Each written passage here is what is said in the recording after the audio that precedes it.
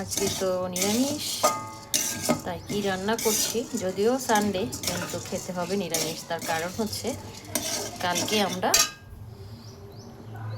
আমি মেনলি পুজো করবো ভোলেনাথের। আর এখানে হচ্ছে বলো তো, চালটা ফুটে গেছে দেখতেই পাচ্ছ। আদা দিয়ে দিয়েছি, কাঁচা লঙ্কা দিয়ে দিয়েছি, চালটা ফুটছে। করবো আমি মুগ ডাল দিয়ে খিচুড়ি। আজকে খিচুড়ি রান্না করব, খুব ইচ্ছে করছে। আর অন্য কিছু রান্না করব না, একটা সবজি করবো, পাঁপড় ভাজা, এগুলো দিয়ে আজকে চলো। আমার খিচুড়ি হয়ে গেছে, এই যে দেখো সম্বার দিয়ে দিয়েছি। আমি কিন্তু খিচুড়ি লাস্টে সম্বার দিই, অনেকে সম্বার দিয়ে বসিয়ে দেয়, এতে খাটনিটা কম হয় যারা আর কি এইভাবে করে। তো আমি একটু অন্যরকম করি, তার জন্য একটু সময়ও লাগে আর অন্যরকম লাগে, আমার কাছে এরকম লাগে। আর যারা আমার মতো এরকম খিচুড়ি করতে ভালোবাসো অবশ্যই জানাবে কমেন্ট করে, খিচুড়িটা কেমন হয়েছে দেখতে সেটাও জানাবে।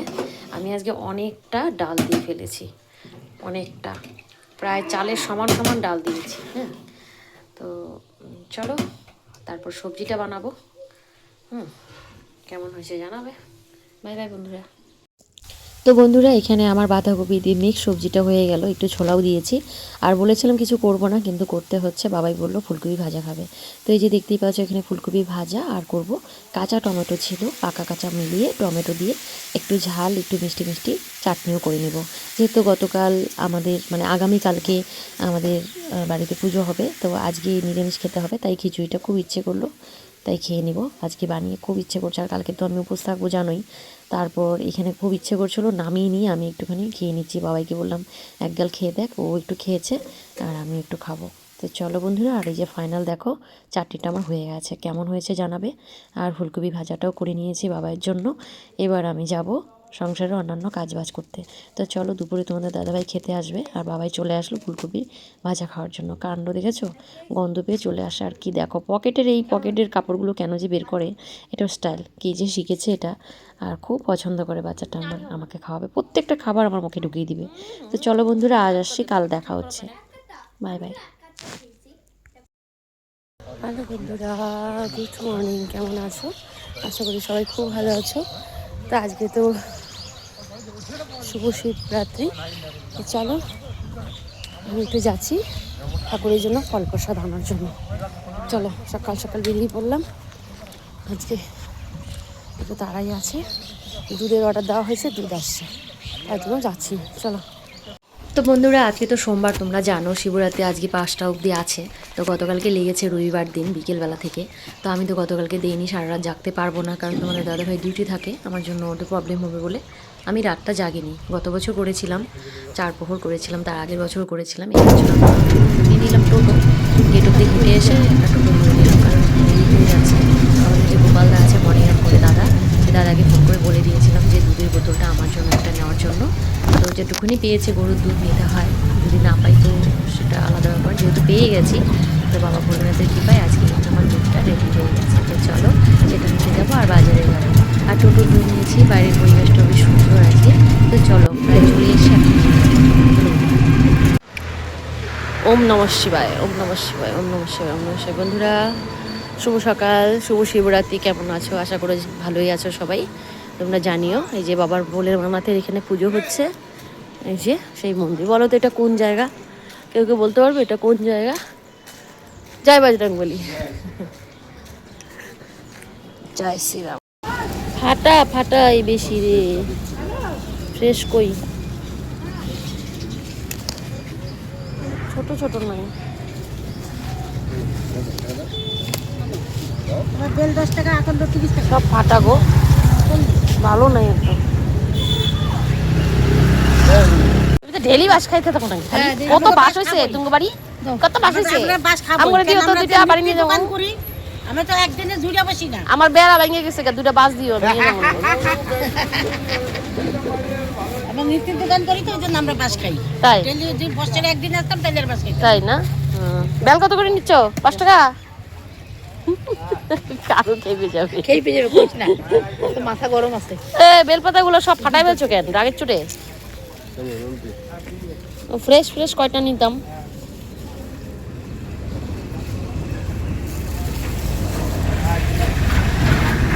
ফুলে দেখ না কোনো ঠিকানাই নেই। ফল নেবে না, আমি যাবো তো, দেরি হয়ে গেল, 8টা বেজে যাচ্ছে। দুধ নেই, পরে ভুলে যাবো না আমি। তোমার টাকা দাও, এই টাকা নেও দেবো বলে দূর আমার মাথা হয়ে গেছে। এই ধর।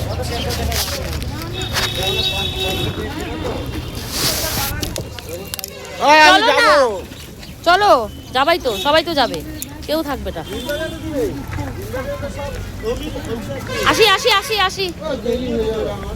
আরে দূর, বউটার একটু কষ্ট দাও না, উপাস থাকলে উপাস থাকলে নাই থাকে। আরে বুড়িটা টাকা দিয়ে আমি কই রাখলাম 20 টাকাটা, যা ঘন্টার মাথা খজ্জা পাইতাছি না, মানি ব্যাগটা কি করলাম।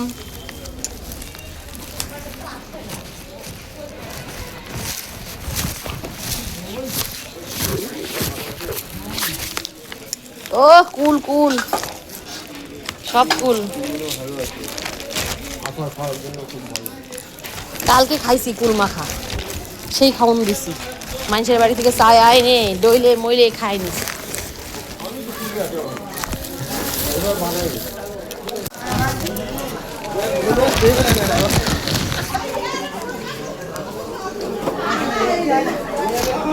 পাঁচ ফল নিচ্ছ না? হ্যাঁ হ্যাঁ, 2 রকম হলো। শশান হ্যাঁ না না, কমলা তো নেওয়া যাবে না, সন্তুষ্ট পূজা দিব না। আমি কয় ফল হবে এখানে? কেশর আলু, শশা আর ইয়ে দিব না, আঙ্গুর বাড়িতে আছে। দাও একটা আপেল। আপেলটা কত, একটা কত পড়বে দেখো তো? কি এটা 20 টাকা? তাও কমই এই পুরোপুরি 100 রাখো, হইছে। হয়েছে তোর? হ্যাঁ দাঁড়াও, তুমি টাকাটা নাও। 90 টাকা वाला। লঙ্কা দাও। 90 টাকা পাল্লা। সব কয় তো কিলো লাগবে? কয় কিলো? 90। লঙ্কা শ কত? না না, 30 টাকা পোয়া। ভেন্ডি 200 গ্রাম 30। আর কি মটর তুমি 1 কিলো? না মটর আছে, আজকে আর নিব না।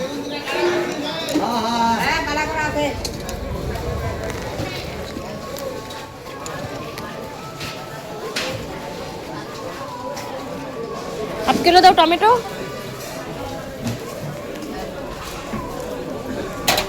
আর বান্ধবী যাবে?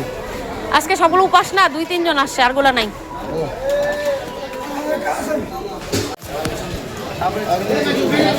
ভালো হবে কচি। বুড়াটা আছে না? দেখো মন তো মানে না, এই যে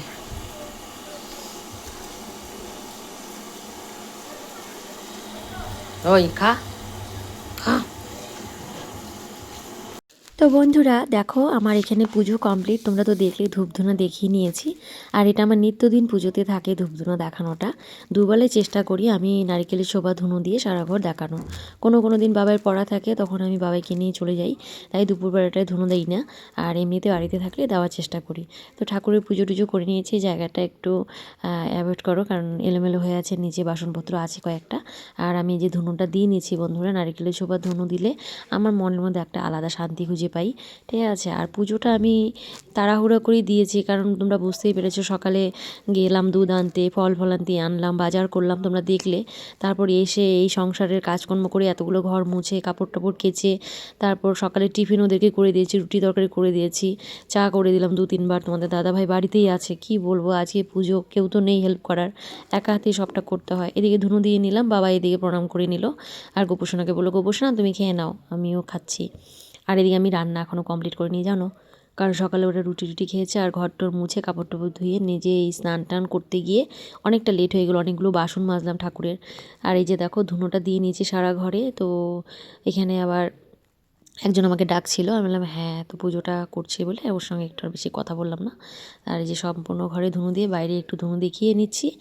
আর শাড়িটা নতুন পরেছি, এমনভাবে দলা পেকে যাচ্ছে, কুচকে যাচ্ছে, উপরে উঠে যাচ্ছে, কি বলবো, এটা তো একদম পিওর কটনের শাড়ি, নতুন আজকেই খুলেছি, আমি ঠিকঠাক করে পরিনি, প্লেট করে পাট করে। এই জন্য একটু এমন হয়ে আছে, তাড়াহুড়া পুজোটা করবো বলে নতুন বস্ত্র পরে নিয়েছি।